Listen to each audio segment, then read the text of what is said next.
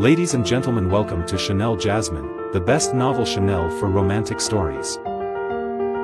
Hai guys, selamat datang di channel Jasmine, channel terbaik untuk menyimak novel-novel romantis. Mohon dukung channel ini dengan subscribe, like dan share video-video yang ada di channel ini. Terima kasih.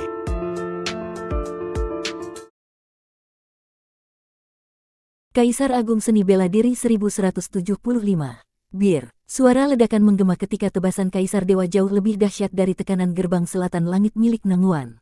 Jelas jurus teknik pedangnya setidaknya adalah jurus tingkat Dewa Agung yang terunggul.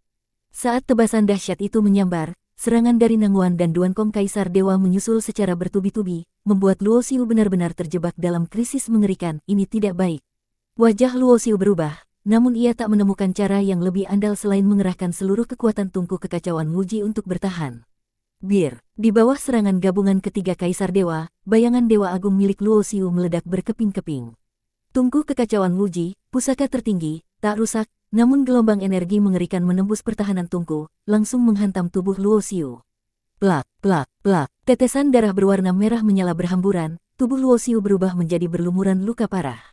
Jika bukan karena fondasi tubuhnya sangat kuat dan didukung oleh 19 perubahan tubuh teknik Dewa Suci, ia pasti sudah menjadi bubur. Kok masih hidup? Keempat Kaisar Dewa mengirimkan kesadaran mereka menyapu ruang kosong, menemukan Luo Xiu masih bernyawa. Tidak heran Tianyuan bilang dia punya potensi abadi. Kekuatannya mengerikan, dengan status Dewa Iblis tingkat 9, tingkat kesulitannya hampir menyamai Kaisar Dewa kuat. Dia tahan satu serangan, tapi tidak akan tahan serangan kita selanjutnya. Jangan beri dia kesempatan bernafas. Jianwu, awasi formasi bintangmu, jangan sampai dia kabur. Tianyuan berkata serius. Baik, tenang saja. Ketiga Kaisar Dewa lainnya serempak menjawab, lalu Tianyuan, Duankong, dan Nanguan kembali menyerang. Cahaya pedang tak tertandingi membelah langit dan bumi, pusaka gerbang selatan langit berkilau, menekan ruang kosong. Kali ini tanpa perlindungan bayangan Dewa Agung, jika Luo Xiu masih bertahan, mungkin dia benar-benar akan mati. Pada saat genting itu, Luo Xiu merasakan bayangan Menara Huang dalam lautan pikirannya bergetar.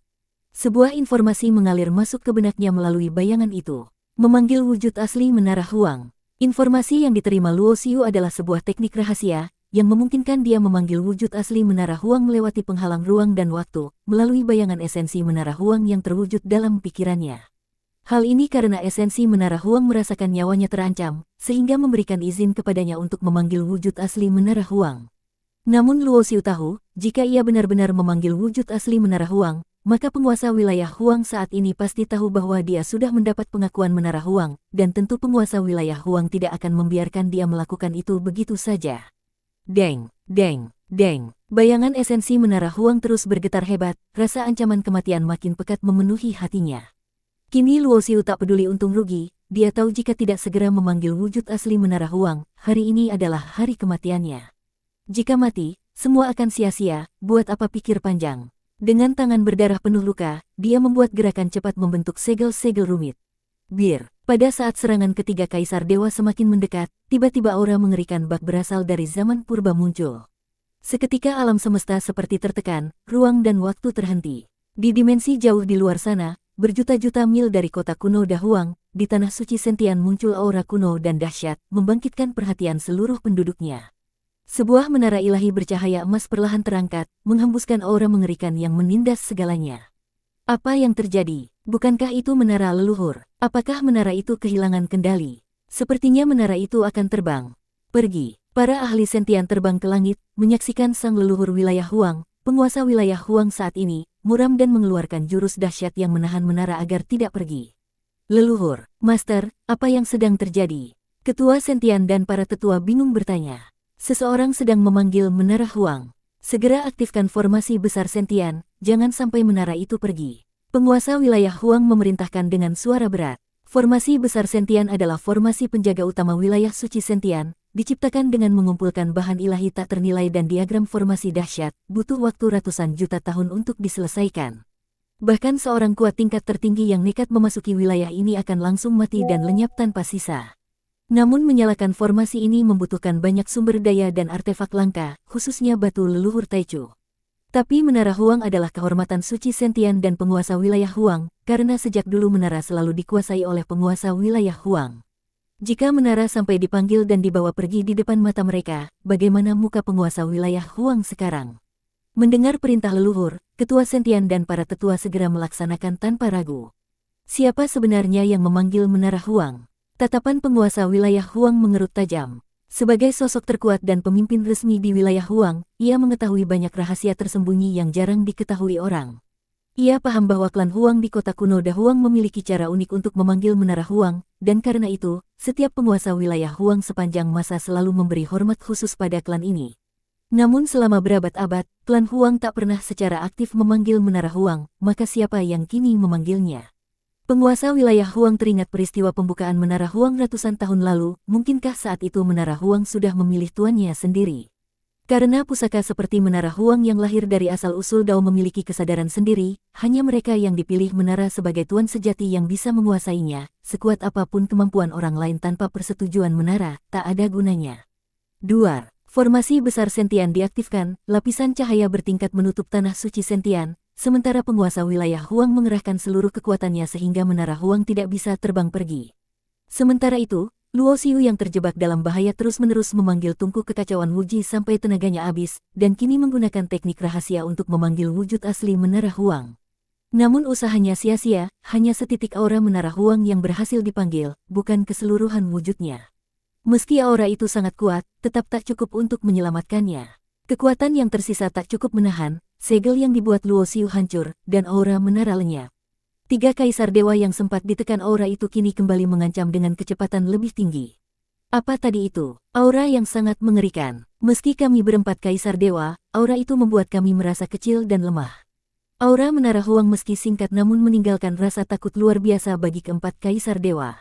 Aura sebesar itu hanya bisa berasal dari pusaka asal-usul. Aura itu menyimpan kekuatan penindasan tak terhingga, jelas dia menggunakan teknik memanggil menara Huang. Tebak kaisar dewa, memanggil menara Huang, apakah dia orang klan Huang? Jianwu dan yang lain tampak terkejut. Entah dia klan Huang atau bukan, dia harus mati hari ini. Tianyuan menggeleng, dan kini serangan mereka sudah sampai di dekat Luo Xiu.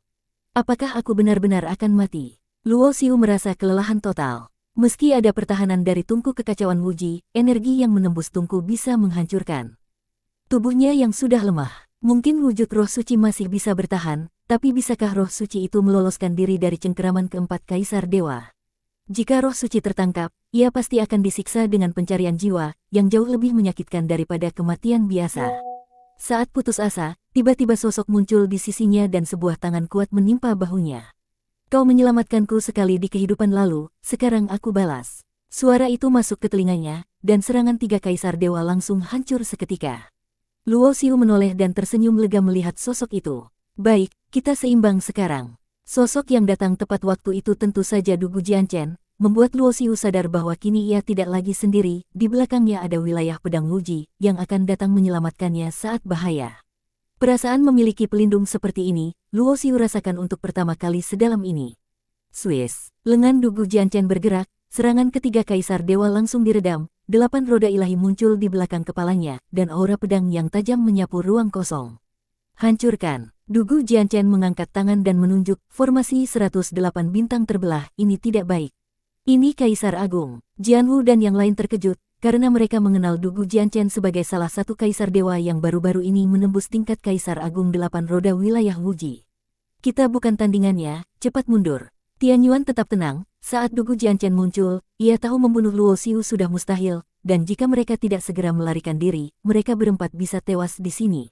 Deng! Tianyuan merobek sebuah jimat, sebagai kaisar dewa, ia juga memiliki cara menyelamatkan diri. Saat jimat itu robek, gelombang ruang muncul, Jianwu meraih Meng Qianxiang dari jarak ribuan mil, dan seketika semua menghilang ke ruang hampa. Mau kabur, mata Dugu Jianchen menyipit, pedang panjang 3 kaki muncul di tangannya dan ia melancarkan satu tebasan di udara. Plak, tetesan darah memercik, sebuah lengan jatuh dari ruang hampa, darah mengalir deras, Luo Xiu mengenali lengan itu milik kaisar dewa. Bersambung,